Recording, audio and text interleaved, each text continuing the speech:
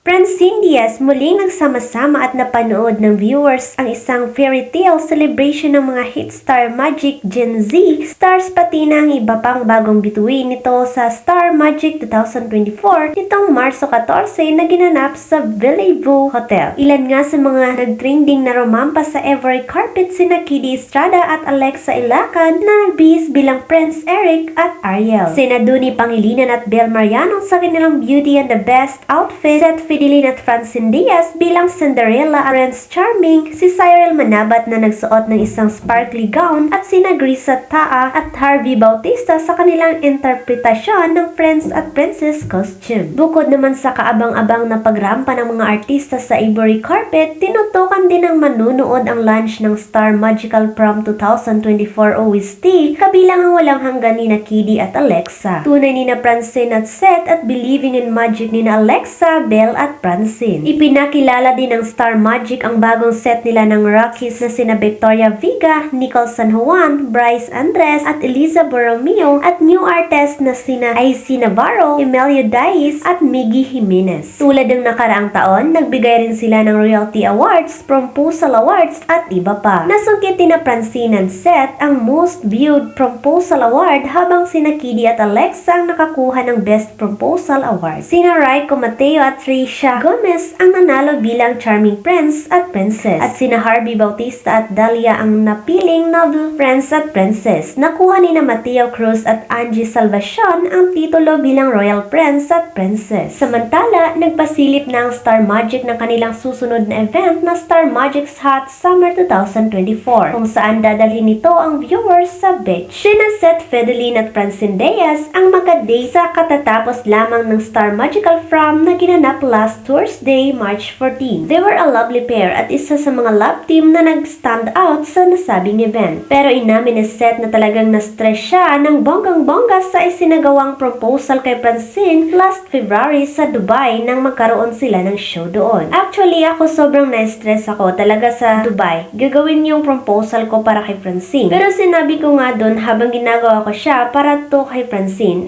So ano yung dahilan ko para mahirapan ako? Ani Seth sa Magic Mirror interview. Nag-viral ang proposal video ni Seth noong Pebrero na mapapanood ang pagpropose niya kay Francine sa mismong stage ng kanilang show. Sigawan naman ng kilig ang mga fan nila. Ang Francet ang isa lang sa mga biggest kapamilya love team na dumalo sa nasabing Bongganjas event. Of course, naruroon din ang Don Bell, Doni Pangilinan at Bel Mariano at ang Kiddie Lex, Kiddie Estrada and Alexa Ilacan. Nawindang si Seth Fidelin sa pasabog ng kanyang ka-love team at fractured co-star na si Francine Diaz sa panayam nila kay Ugi Diaz sa vlog nitong Ugi Diaz Inspires Kamakailan. Bigla kasing inamin ni Francine kay Ugi na nanligaw umano si Seth sa kanya nang tanungin siya nito. Ito ang kauna-unahang pagkakataon na inamin ng dalawa ang kanilang totoong relasyon kahit sa anong presscon ay wala silang binanggit tungkol dito. Kaya naman nagpasalamat pa si Ugi sa dalawa. Pero biglang kumambyo si Seth. Tila hindi nga rin alam nito kung ilang buwan na silang magkarelasyon ni Francine. Pinagkatuloy ni Ugi ang rolling ng camera para ilayo si Francine sa kahihiyan. Baka hindi pa siya handa. Cut muna natin, sabi ni Ugi. Sa huli, nireveal ni na Ugi at Francine na pinaprank lang nila si Seth at kaya pala nag-aalanganan siyang aminin ang mga sinasabi ni Francine tungkol sa kanilang dalawa ay dahil nire-respeto niya ang magulang ng ka-love team na tela ayaw pang isa publiko ang totoong relasyon nila. Pero ayon kay Francine, alam naman umano ng magulang niya ang pakulong ito ni na Ugi. Matatandaan kamakailan lang ay nag-post pa si Seth sa kanilang Instagram account ng sweet pictures nila ni Francine na may cryptic caption.